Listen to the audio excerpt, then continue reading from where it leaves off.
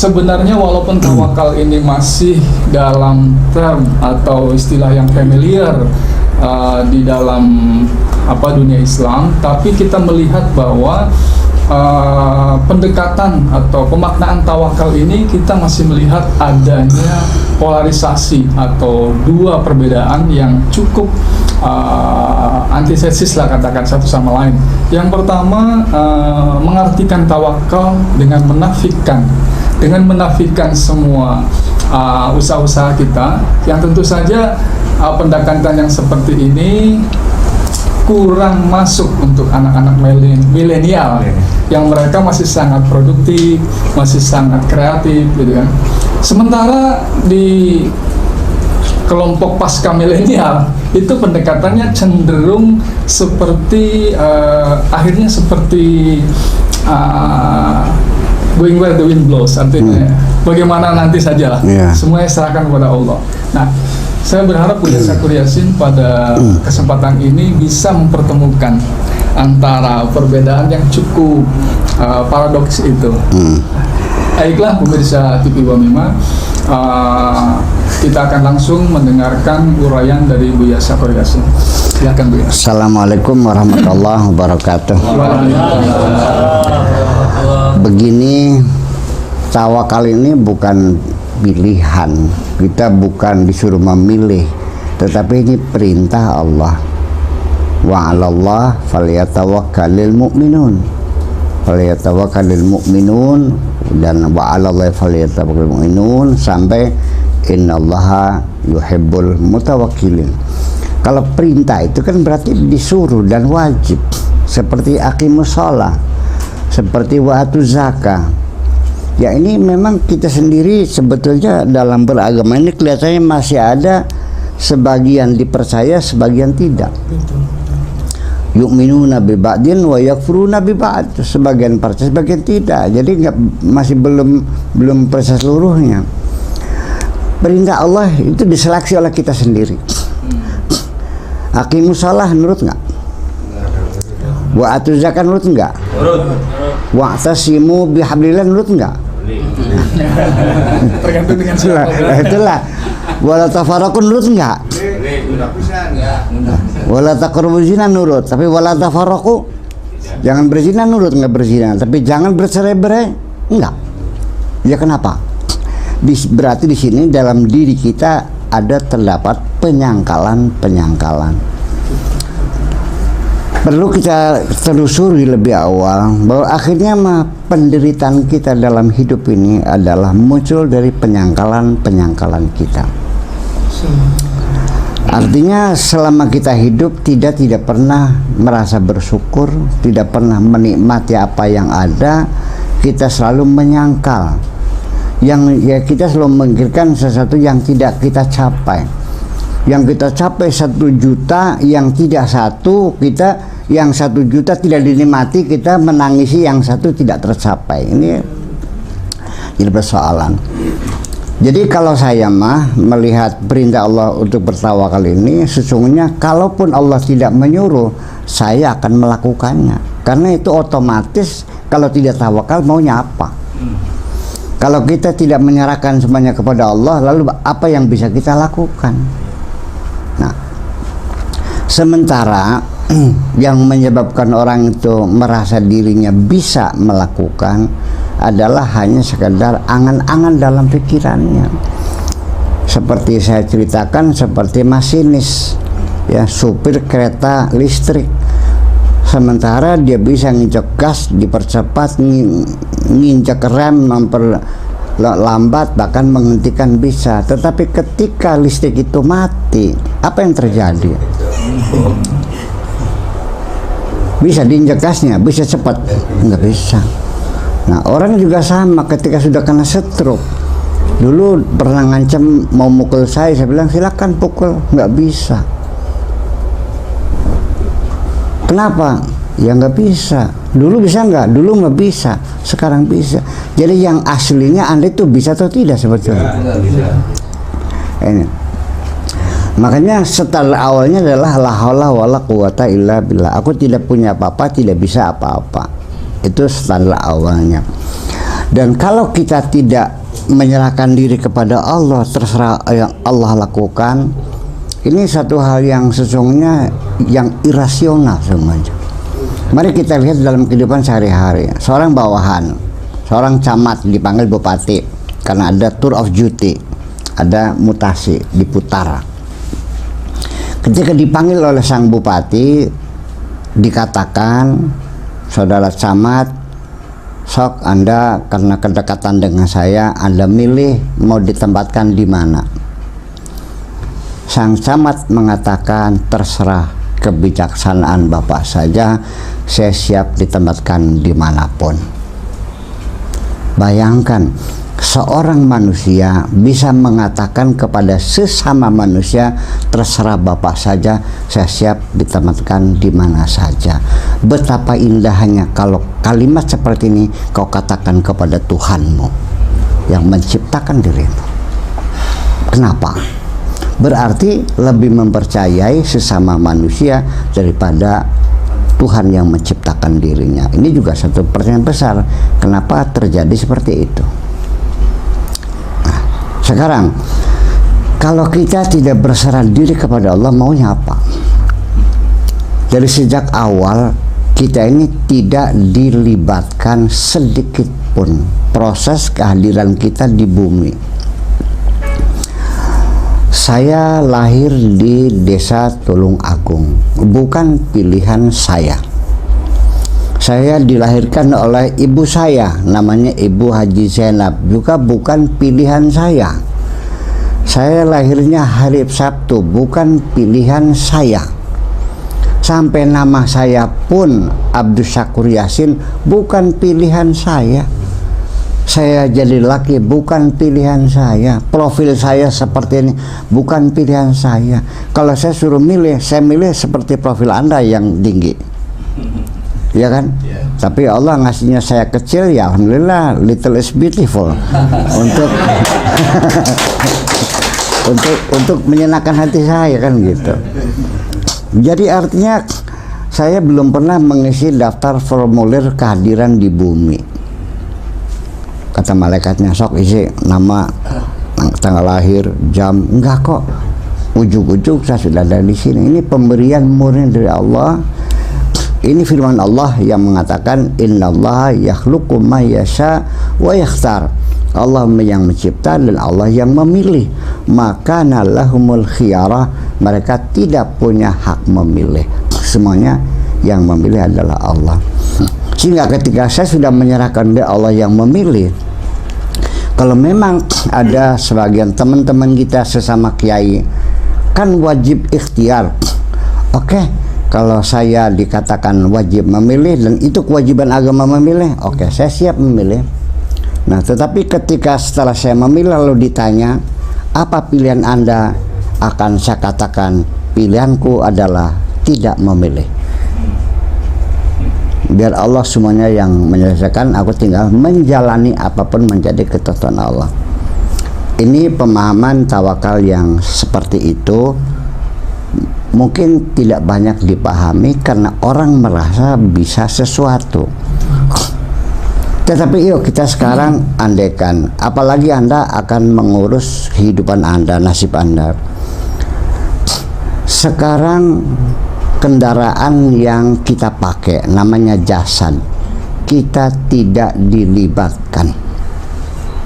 Darah mengalir sendiri, jantung memompa darah berputar-putar sampai 70 tahun, 71 tahun darah saya mengalir. Saya tidak pernah dilibatkan oleh Tuhan. Sel-sel tubuh saya yang setiap hari mengalami kerusakan, 18 miliar sel yang rusak karena saya beraktivitas di malam hari melalui jaringan otak itu memperbaiki sel saya yang rusak. Saya tidak dilibatkan. Setiap ada partikel asing, ada bakteri, ada virus yang masuk dalam tubuh saya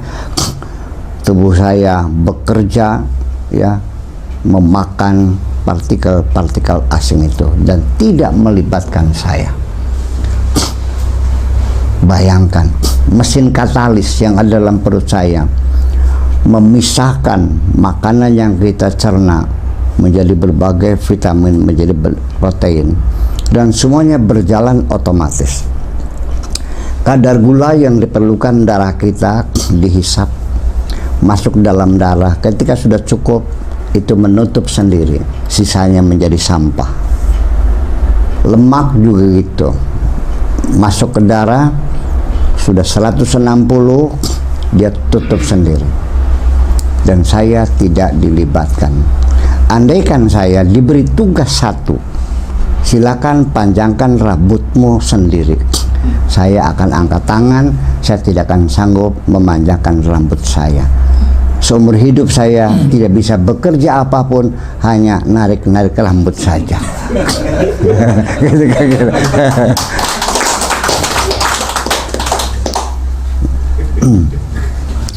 Lalu yang jadi persoalan di mana? Yang menjadi tanda tanya kenapa tawakal ini belum bisa diterima oleh kalangan milenial gitu. Gimana? Karena bagi milenial kan banyak didoktrin bahwa hidup adalah pilihan, Bu ya. Ya. Hidup adalah pilihan dan sangat cocok bagi mereka karena memang generasi milenial kan generasi yang lagi sangat produktif, lagi produktif-produktifnya. Nah, ketika kita didoktrin hidup adalah pilihan and the choice is yours, dan pilihan ada di tangan Anda, nah, tiba-tiba kita tadi bahwa kita tidak diberikan peran untuk memilih. Nah, bagaimana ini kita mensinkronkan dengan semangat milenial yang seperti itu? Memang persoalan ini artinya dialog pemikiran ini sudah berlangsung sejak abad ketiga, abad keempat Hijriyah, di tangan Khalifah Ma'mun di Abbasiyah. Itu sangat mendukung sekali kelompok rasionalis yang disebut dengan Mu'tazilah, yang selalu semuanya serba rasional. Memang dengan adanya kelompok rasional Mu'tazilah ini, umat Islam bisa menyumbangkan ilmu pengetahuan kepada dunia, seperti Al-Khwarizmi, seperti Al-Jabar, seperti Ibnu Sina, seperti yang lain-lainnya dalam bidang astronomi, di bidang metalurgi, bidang kedokteran, luar biasa. Tetapi kemudian begitu Khalifah Ma'mun meninggal dunia diganti Al-Mutawakkil, ini kelompok rasionalis ditindas, ya, sampai korbannya 15.000 itu mati dibantai. Tuduhan zindik atau mengingkari Tuhan, sehingga ilmu filsafat menjadi diharamkan. Ini masalah politis. Nah, itulah sampai sekarang kita dalam keadaan terkapar dan Mu'tazilah menjadi momok. Tapi sesungguhnya pikiran Mu'tazilah bersemi dalam pikiran umat Islam di dunia ini sebetulnya. Mari kita dengarkan Mubalik ketika ceramah di mimbar dengan gagahnya mengatakan dari terjemahan firman Tuhan, Innallaha la yughayyiru ma biqaumin hatta yughayyiru ma bi anfusihim. Sesungguhnya Allah tidak akan merubah nasib suatu bangsa kecuali bangsa itu merubah nasibnya sendiri. Ini kan pikiran Mu'tazilah. Kita yang merubah, bukan Allah. Allah mah ikut saja. Allah tidak akan merubah nasib suatu bangsa kecuali bangsa itu merubah nasibnya sendiri. Yang jadi pertanyaan, yang jadi Tuhan siapa? Kamu atau Allah? Allah ikut saja terhadap kita. Kitanya robah, Allah robah. Kita tidak, Allah. Jadi yang ngintil siapa? Ini kan Mu'tazilah sebetulnya. Padahal kalau itu diterjemahkan secara jujur, Allah tidak akan merubah nafsu suatu bangsa. Sekalipun bangsa itu ingin merubahnya, tetap tidak. Kalau Allah ingin memberikan rahmatnya, maka mereka tidak bisa dihalang-halangi oleh siapapun. Ma yaftahillahu min rahmatin fala mumsikalah. Tapi ketika Allah sudah menutupnya, wa ma yumsik fala mursilalah, tidak akan ada yang bisa membukanya. Allah yang menentukan segala-galanya. Berarti Mu'tazilah masih menang dong. Ya. Nah itu. Jadi, tetapi saya juga tidak menyalahkan Mu'tazilah karena dia berpikir dengan logikanya. Berpikir secara logika itu bisa diterima. Begini kata Mu'tazilah. Kalau semua nasib kita, keimanan kita, kesehatan, jodoh, mati, semuanya di tangan Allah semuanya, termasuk iman dan kekufuran kita Allah menentukan. Apa artinya Allah menyuruh kita beriman? Kalau Allah menyuruh kita berbuat baik, tapi Allah menentukan kita berbuat jahat, lalu di mana letaknya? Logika yang berbicara nggak bisa ditolak. Ya, mereka mengatakan kezaliman perintah itu kalau tidak difasilitasi, kalau tidak diberikan kebebasan. Kita mengikat tangan orang dan mengikat kaki orang, lalu kita lemparkan ke tengah lautan, lalu kita perintahkan jangan tenggelam.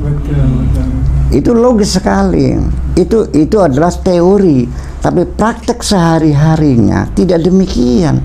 Bahwa kita dalam ketidakmampuan ini. Jadi kenapa Anda menyadari Anda mampu? Dari mana datangnya? Itu sebetulnya hukum kausalita yang tidak jelas. Dikiranya kausalita, tapi itu tidak jelas. Setiap orang kaya, seperti Haji Carmun namanya, ketika saya tanya dari mana Anda mendapatkan, ada Haji Carmunnya punya sawah sampai 80 hektar, dia katakan ini adalah bukan hasil korupsi, ini bukan pemberian siapapun, ini hasil jerih payah saya, banting tulang, peras keringat, siang jadi malam, malam jadi kepala, jadi kaki, kaki jadi peras keringat, banting tulang. Ini hasil jerih payah. Oke, itu jawaban semua begitu. Lalu saya tanya, apa betul antara kekayaanmu dan keringatmu itu ada hukum kausalita? Ternyata nggak jelas. Kalau iya memang karena keringatmu itu jadi kaya, akan saya adukan ke Mahkamah Konstitusi. Kenapa tukang nyekop pasir yang ada di Kertas Maya yang berkeringat-keringat tiap hari, kenapa nggak kaya? Ada nggak orang yang rajin bekerja tapi miskin terus? Ada nggak orang yang santai-santai saja tapi kaya? Jadi ada hubungan nggak antara keringat dan kekayaan? Kita dibohongi oleh logika kita sendiri. Jadi artinya bahwa itulah bahwa realita seperti ini, teori seperti itu. Jadi sekarang kita padukan. Lalu apa untungnya kalau kita begitu menyerahkan kepada Allah? Begini persoalannya. Dengan adanya tawakal itu adalah kita menaruh mobil, ya kan gitu, di dalam garasi. Mobilnya dikunci, kuncinya kita simpan. Mobilnya di garasi, garasinya kita kunci. Garasinya dalam rumah, rumahnya dikunci. Rumahnya di pagar, pagarnya dikunci. Kita sudah tawakal tuh ala Allah, kita tidur nyenyak. Ketika pagi mobilnya hilang, kita tidak salah karena kita sudah melakukan upaya. Tetapi mobil itu ya akan hilang bagaimanapun juga. Berbeda dengan halnya kita naruh mobil di pinggir jalan, kuncinya masih digantung, lalu kita tawakal, ya bukan itu tawakal itu. Itu persoalannya. Jadi tawakal itu adalah begini, orang yang tawakal itu adalah bukan orang yang tidak bekerja keras, tetapi orang yang tidak pernah berputus asa ketika menghadapi kegagalan yang berulang-ulang. Jadi kesimpulannya orang yang tawakal itu kalau dia berhasil, dia tidak lupa diri. Ketika dia gagal, dia tidak gantung diri. Dan tidak pernah menderita. Di penghujungnya kalau gagal ya udah, barangkali Allah belum berkehendak. Nah, itu persoalannya. Jadi artinya akan menjadi faktor psikologis penentu akan kedamaian dan kenyamanan hidup kita. Karena kita menyangkal, kenapa ujung-ujungnya menyalahkan orang lain segala macam, kita menjadi menderita, sengsara, sedih, kecewa. Disuruh siapa kamu kecewa? Ya, bahwa kesedihan kamu, kekecewaan kamu dalam hidup ini yang terus menyiksa dirimu, kenapa tidak serahkan saja? Ya sudah, barangkali ini Allah belum mengizinkan. Dan ini kan kita sering mengatakan bahwa sebetulnya letak kesalahan kita kan begini. bahwa apa saja itu terjadi, sampai hal-hal yang kita duga mustahil, ternyata siapa yang bisa melakukannya adalah mereka yang tidak pernah berhenti untuk mencoba terhadap apapun yang dibilang orang namanya mustahil. Semuanya bisa terjadi. Itulah makanya dengan tawakal itu sendiri sebenarnya akan membangun semangat kita berusaha yang tidak berputus asa, gagal berulang-ulang, tidak pernah berputus asa. Nah, jadi nanti ketika Haji Imran, ini Haji Imran namanya, lihat sawahnya dimakan kelowor, ya sudah, nggak pingsan, nangis juga tidak kok. Panggil tukang traktor lagi, ditanam lagi. Baru tumbuh dimakan sundep. Ya sudah, Allah mau begitu. Tugas kita hanya ini, ditanam lagi, kena bereng, ditanam lagi, makan keong mas, tanam lagi, habis kena tikus, tanam lagi, nggak ada air. Sampai akhirnya habis hartanya semuanya dan dia meninggal dunia hanya tinggal pakai kolor saja.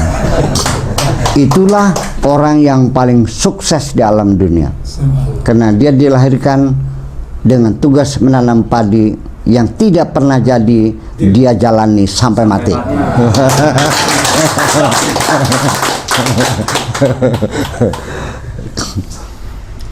Baiklah sahabat Buya Syakur Yasin dan pemirsa Wamima TV dimanapun Anda berada, alhamdulillah dalam dialog ini kita mendapatkan pencerahan-pencerahan tentang tawakal dalam persepsi Kiai Haji Buya Syakur Yasin, bahwa ada beberapa yang saya menarik ya pribadi. Pertama, bahwa sumber ketidaknyamanan hidup kita ternyata dari penyangkalan-penyangkalan. Iya, kenapa aku gagal? Iya. Kenapa tidak berhasil? Betul.